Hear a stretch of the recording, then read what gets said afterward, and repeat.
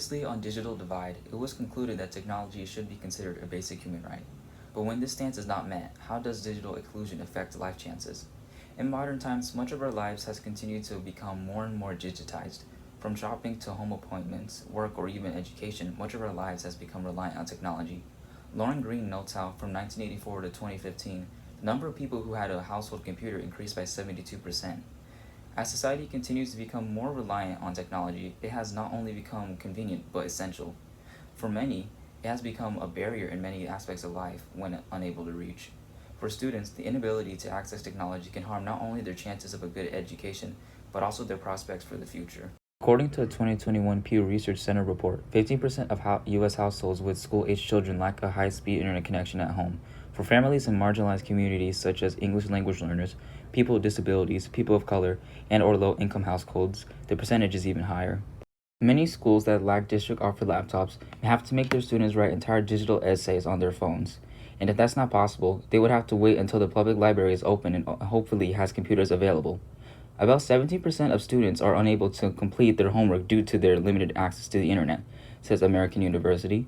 It's not their fault. They simply don't have access to the same tools. During remote learning, many students missed out on a large chunk of their education, be it for technical issues like their Wi-Fi dropping or not even having the proper digital devices, left many feeling like they were falling behind, and these students could not do much about their unwarranted handicap.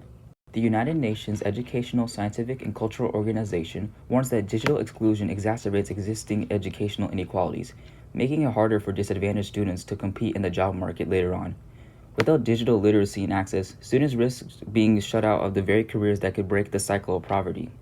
There needs to be more action to better subside these divisions. Children should not have their education apprehended simply because they do not have the means to access the required technology.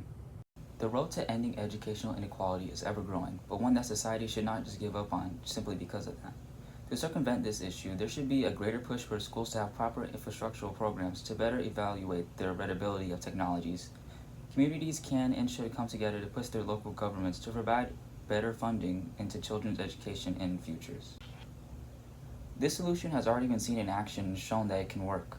IDRA notes how a number of innovative projects have taken the approach, providing students with graphing calculators, laptop and computers, and email accounts they can use at home, with some basic training on how to use them. In the tradition of the Reading is Fundamental program that gives books to students, some programs are finding ways to give the equipment to students permanently. Bridging the digital divide isn't just about giving students devices, it's about giving them a fair chance to a better future.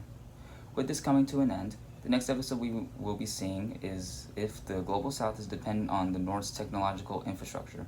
Stay tuned.